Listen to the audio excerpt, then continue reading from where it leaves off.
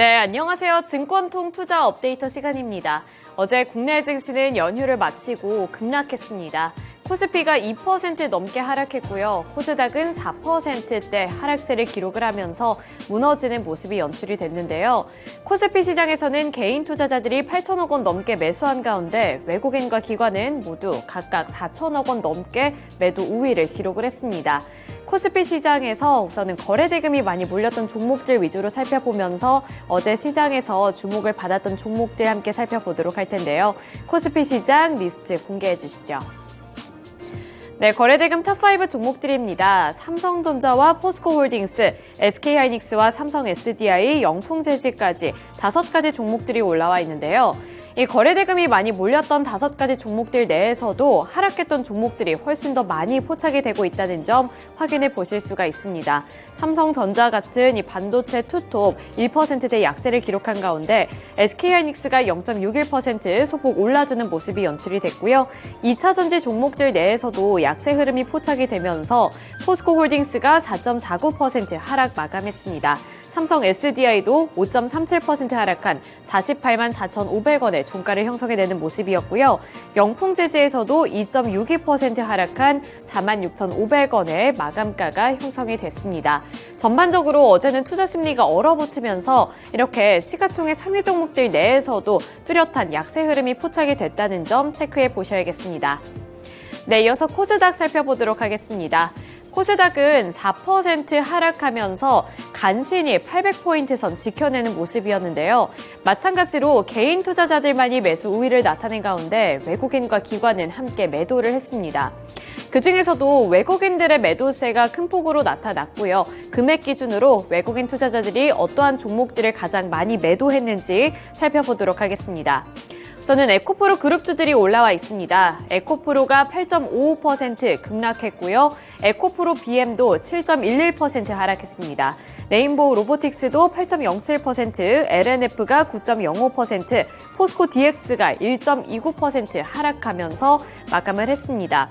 전반적으로 2차 전지 종목들에서 약세 흐름이 뚜렷하게 포착이 됐다는 점 확인해 보셔야겠고요.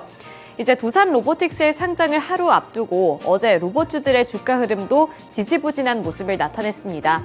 대표적인 종목으로 레인보우 로보틱스가 8%대 약세를 기록하면서 8.07% 하락한 15만 5천 원의 종가를 형성했는데요. 이제 오늘 이렇게 두산 로보틱스의 IPO를 앞두고 있는 상황인데요. 이러한 부분들도 함께 체크해 보시면서 추후 로봇주들이 어떠한 주가 양상을 나타낼지도 함께 살펴보시는 게 좋겠습니다. 네, 이렇게 리스트 확인해 봤습니다. 코스피와 코스닥 시장에서 어떠한 수급 특징이 있었는지 종목들 통해서 살펴봤는데요. 특징주로 넘어가서 더 자세한 이슈 브리핑 해보도록 하겠습니다. 전 첫 번째로 반도체 종목들 살펴보도록 할 텐데요. 삼성전자가 1%대 약세를 기록하면서 결국에는 67,000원 선까지 밀려났습니다. 67,500원에 거래를 마치는 모습이었고요. 삼성전자 같은 경우에는 기관 투자자들이 9거래일 연속으로 매도를 하고 있다는 점도 눈여겨보셔야겠습니다. 전 삼성전자 그리고 SK하이닉스 쪽에서 이렇게 지지부진한 매수세 그리고 주가 흐름이 나타난 데에는 여러 가지 악재가 겹쳤습니다. 우선 첫 번째로는 고금리에 대한 부담감이 지속이 되면서 반도체주들 쪽으로 약세 흐름이 포착이 됐다는 점 눈여겨보셔야겠고요. 또 미국에서는 마이크론이 적자를 기록했다는 소식이 전해졌습니다. 미국 마이크론이 2조 원 넘는 분기 적자를 기록을 했는데 2023년 회계연도 4분기에 매출액의 경우 40억 1천만 달러 그리고 영업 손실의 경우에는 14억 7,200만 달러를 기록을 했습니다. 이 영업 손실의 경우에는 하나로 환산을 했을 때 약 2조 원 가까이 되는 규모인데요. 매출액의 경우 전년 동기 대비 39.6% 줄었고요. 영업 손익의 경우에도 적자 전환을 했습니다. 국내 반도체 업계도 3분기 잠정 실적을 발표할 것으로 예정이 되어 있는 가운데 이렇게 마이크론의 소식이 불안감을 조성하고 있는 상황이고요.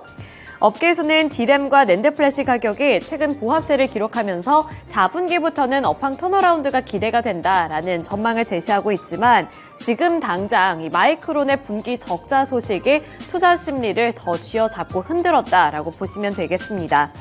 지금까지 미국 마이크론이 우리나라 반도체 업황과 실적에 대해서 예고편 역할을 해왔기 때문에 투자 심리가 냉랭해질 수밖에 없었다라고 말을 할 수가 있겠고요.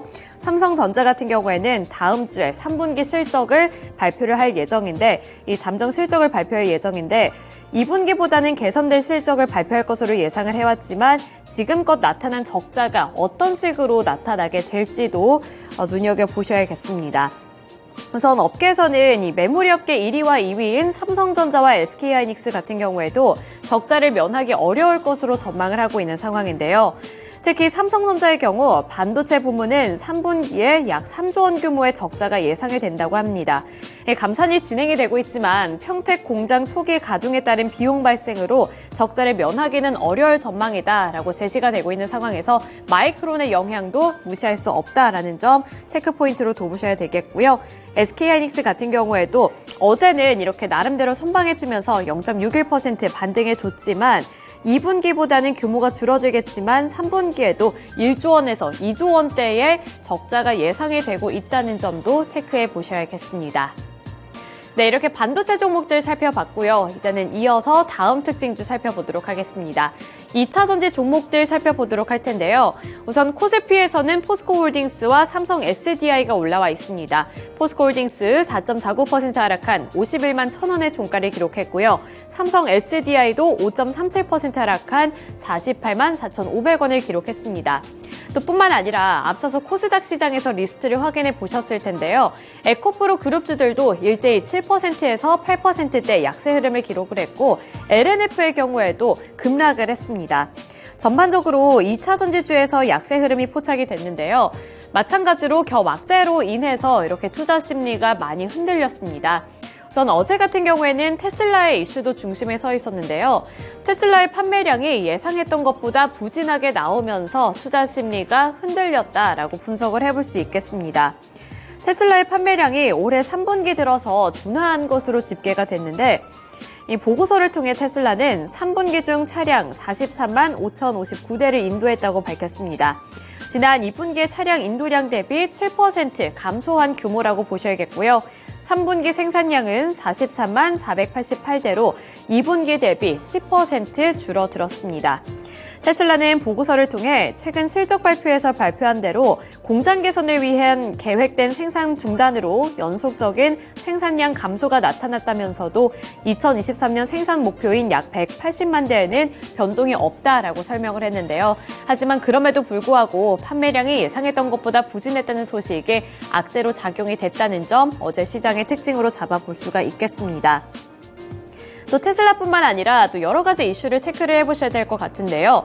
매크로적으로 봤을 때 글로벌 전기차 판매 부진 그리고 핵심 원자재 가격 하락 등의 여파로 2차 전지주들이 고개를 들지 못하고 있다는 분석도 제시가 되고 있습니다. 우선 글로벌 경기 침체 영향으로 유럽 시장에서 전기차 판매가 둔화되었다는 점이 이렇게 전반적으로 시장에 대한 불안감을 조성을 하고 있는 건데요. 북미 지역 출하량 성장세도 주춤한 것 또한 영향을 주고 있습니다. 하나증권에서는 유럽 지역의 수요 부진과 테슬라 라인 업그레이드 그리고 예상보다 더딘 얼티엄 셀즈의 램프업 등의 영향으로 출하량 증가폭이 더디게 될 것이다 라고 분석을 했고요. 또 배터리 핵심 소재인 리튬 가격의 하락도 부담감으로 작용이 되고 있다라는 분석도 제시가 되고 있습니다. 이 배터리 가격 같은 경우에는 원자재 가격과 연동되는 경향이 있는데 최근 원재료 가격이 급락하면서 완성차 업체들이 배터리 구매를 미루고 있다라는 점도 고려해 보시면서 투자 포인트를 잡아 보셔야겠습니다. 이에 따라서 2차 전지 주들 쪽에서는 약세 흐름이 포착이 됐고 최근 들어서는 관심을 많이 받고 있지 못하다는 점 확인해 보시면서 투자 플랜 세워 보셔야겠습니다. 네, 이렇게 코스피 시장과 코스닥 시장에서의 특징주들 함께 알아봤습니다. 수급 특징도 함께 알아봤는데요. 어제 녹록치만은 않았던 시장, 이제 오늘 시장을 앞두고 있는 상황에서 어떠한 특징주를 눈여겨보면 좋을지 전화통화 연결 통해서 들어보도록 하겠습니다. 네, 안녕하세요. 네, 안녕하세요. 네, 어제 시장이 정말 많이 흘러내렸습니다. 코스피와 코스닥 급락하는 모습이 연출이 됐는데요. 어떠한 특징주 눈여겨보면 조금이나마 이 손실을 메꿔볼 수 있을까요? 한미 반도체 말씀을 드리겠는데요. 한미반도체 같은 경우에는 그 AI 반도체용 HBM 장비를 납품하는 글로벌 1위 장비 업체입니다. 동사 같은 경우는 9월 1일 SK 하이닉스양 416억 원의 그 후공정 장비 계약을 수주한 이후에 전일 같은 경우 다시 한번 SK 하이닉스양으로 600억 원 정도의 수주 공시를 발표를 했는데요. 이와 같이 이제 본격적으로 그 AI 반도체형 HBM 수주가 나타나면서 한미 반도체는 그동안 성장성으로 주가가 올랐다면 이제는 이런 성장성이 확인되는 부분으로 접어들면서 이에 따른 주가의 긍정적인 그 상승이 기대된다는 점을 말씀드릴 수가 있겠습니다. 앞서 말씀드린 대로 동사는 HBM 글로벌 1위 업체로서 이익 성장의 원년이 된다는 점, 또한 SK 하이닉스 이외에도 매출처를 다각화해서 이에 따른 이익 성장과 매출 성장의 동반으로 나타날 수 있다는 점이 긍정적이다라고 말씀드릴 수가 있겠는데요. 한미 반도체는 최근에 그 AI용 반도체 엔비디아의 주가가 조정을 받으면서 한미 반도체 역시 주가가 21선 정도까지 조정을 받아왔지만 이런 AI용 반도체 수요는 계속해서 향후 5년 정도 꾸준하게 성장할 가능성이 높다라는 평가가 나타나기 시작하면서 한미 반도체에도 주요 수급 주체들의 매수세가 이어지고 있는 것이 특징적인 부분이다. 이렇게 말씀드릴 수 있겠습니다. 네, 메리츠증권 황혜수 차장 연결을 통해서 전일장 수급 특징주로는 한미 반도체 짚어봤습니다. HBM과 관련해서 글로벌 1위 업체라고 하니까요. 이 점까지 체크해 보시면서 앞으로의 주가 흐름도 기대해 보시면 좋을 것 같습니다. 이번에는 시간의 거래에서 주목받은 종목들 함께 살펴보시죠. 먼저 상승한 탑5 리스트부터 화면을 통해 만나보도록 하겠습니다. 가온그룹, 칩셋미디어, 다이나믹 디자인, 동신건설, 유바이오로직스 순으로 지금 이름을 올렸는데요. 전일장 시간의 거래에서 상승한 종목들의 특징부터 먼저 설명을 드리자면 어제 시간의 거래에서는 상승한 종목들의 리스트를 쭉 살펴봤을 때 상한가를 갔었던 종목들이 다수 있었습니다. 하지만 보시는 것처럼 지금 리스트에는 올리지 않았는데요. 그 이유가 거래량과 거래 대금이 상당 부분 부족했기 때문에 그 부분들은 빼고 지금 진행을 한다는 점 확인을 하셔야겠고요. 그리고 지금 여기에는 지금 나오지 않았지만 가온그룹을 필두로 해서 다수의 로봇 관련된 기업들이 오늘 두산 로보틱스의 상장을 앞두고 상승하며 거래를 마쳤다는 점 먼저 짚어드리도록 하겠습니다. 그럼 가장 상단에 있는 가온그룹부터 체크를 해보도록 하겠습니다. 네, 지금 보시는 것처럼 가온그룹은 어제 시간의 거래에서 6.64% 상승을 하면서 종가를 8,030원에 거래를 마쳤던 종목이었는데요. 가온그룹은 지난 26일에 자회사 K퓨처테크의 로봇 공급 계약 소식을 들고 오면서 상한가에 들어가기도 했던 종목이었습니다. 오늘 두산 로보틱스의 상장을 앞두고 있는 만큼 일부 로봇 관련된 종목들이 어제 시간의 거래에서 강세를 보인 가운데 가장 최근에 이슈가 있었던 종목들로 지금 시간의 거래에 가장 큰 상승세가 나온 걸로 보이고 있고요. 6%대 강세를 보이면서 종가를 8,000원대에 형성을 했습니다. 다음 종목으로 칩셋 미디어도 함께 살펴보시죠. 6.44% 상승을 하면서 45,500원에 거래를 마친 종목이었는데요. 네, 칩셋 미디어는 어제 본장에서도 고화질 영상 전용의 NPU IP 개발 소식을 전하면서 주가가 강세를 보였던 종목이었습니다. 장중에 어제 17%까지 급등세를 보이기도 했었던 종목이었는데요. 장마감 이후에 해당 NPU 개발을 완료를 하고 국내외 프로모션을 시작을 하겠다라는 소식을 전하면서 추가적인 상승세를 보여주며 6.44% 상승을 했습니다. 관계자 인터뷰에 따르면 이번 개발을 통해서 다양한 고객군을 확보하고 빠르게 시장을 선점할 수 있을 것이다. 이런 소식을 전하면서 매수세가 강하게 들어온 것으로 풀이가 되고 있습니다. 네, 다음 종목으로는 다이나믹 디자인 함께 살펴보시죠. 2.9% 상승을 하면서 4,265원에 거래를 마쳤는데요. 특별한 이슈를 갖고 오진 않은 만큼 순위 정도로만 체크하고 넘어가도록 하겠습니다. 동신건설 같은 경우에는 2.77% 상승을 하면서 18,550원에 거래를 마쳤는데요. 해당 종목 같은 경우에는 이재명 테마로 묶이면서 정치 테마주로 묶였던 종목이었습니다.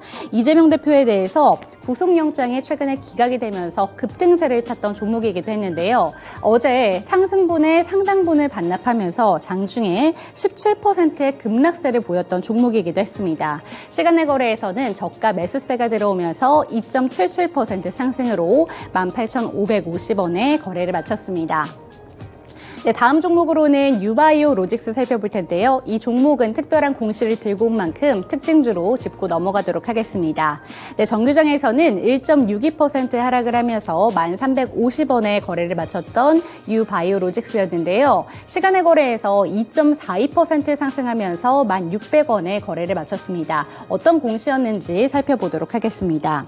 네, 유니세프와의 112억 원 규모의 경구용 콜레라 백신 수주 공시를 전한 거였는데요. 이 소식에 매수세가 강하게 들어왔습니다. 공시 내용을 조금 더 자세하게 뜯어보면 경구용 콜레라 백신 유비콜 플러스의 납품 계약을 체결을 했다고 하고요. 이 계약 금액이 최근 매출액의 20%에 해당할 정도로 상당히 큰 규모라고 합니다.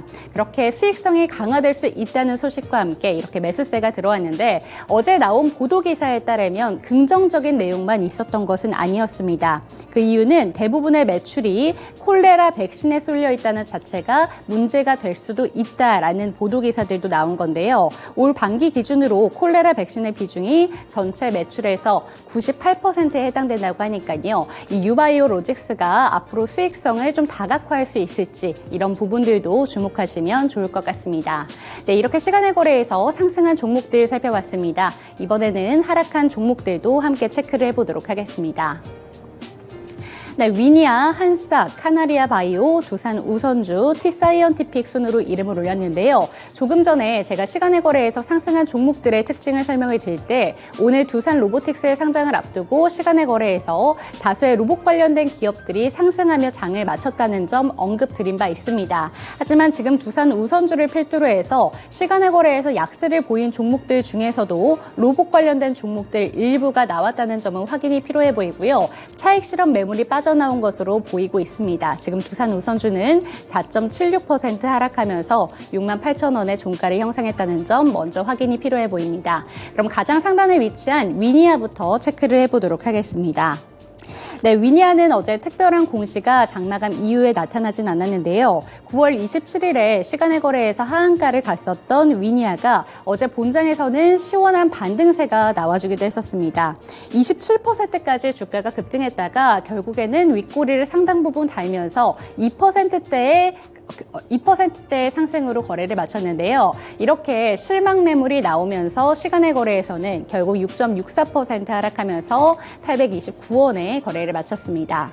네, 시간의 거래에서 하락한 종목 중에 특징주로는 어제 새내기주였던 한싹 함께 체크를 해보시죠. 한싹 같은 경우에는 어제 본장에서 200% 넘게 급등하는 모습을 보여주기도 했었던 종목이었습니다. 하지만 다수의 신규 상장 종목들이 그렇듯이 한싹 역시 윗꼬리를 길게 달면서 결국에는 72%대의 상승으로 21,500원의 종가를 형성한 종목이었는데요. 시간의 거래에서는 차익 실현 매물이 나오면서 6.51% 하락하며 1,400원의 거래를 마쳤습니다.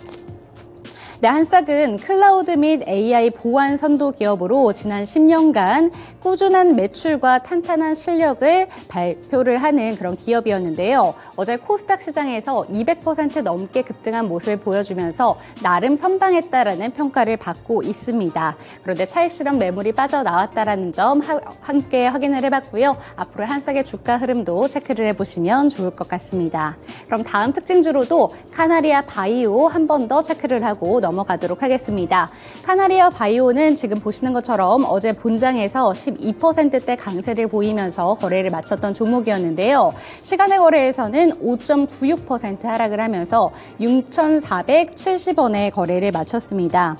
카나리아 바이오는 최근 글로벌 임상 3상 DSMB의 심의 통과 이슈에 대한 모멘텀이 지속이 되면서 어제 시장이 정말 약했음에도 25%까지 주가가 급등했던 종목이었습니다. 하지만 윗꼬리를 살짝 달면서 12%대의 상승으로 어제 거래를 마친 종목이었는데요. 이 카나리아 바이오 같은 경우에는 어제 장마감 이후에 투자주의 공시와 함께 전환가액 조정 공시 그리고 소송 관련된 공시가 연달아 나오면서 시간의 거래에서는 약세를 보여줬습니다. 소송 관련해서는 SLCNC로부터 84억 원의 계약금의 반환 청구 소송을 피소당했다 이렇게 보도를 통해서 알렸는데요. 그 소식과 함께 매수세가 약해졌습니다. 약해지면서 결국에는 매도세가 들어왔고요. 5.96% 하락하며 거래를 마쳤습니다.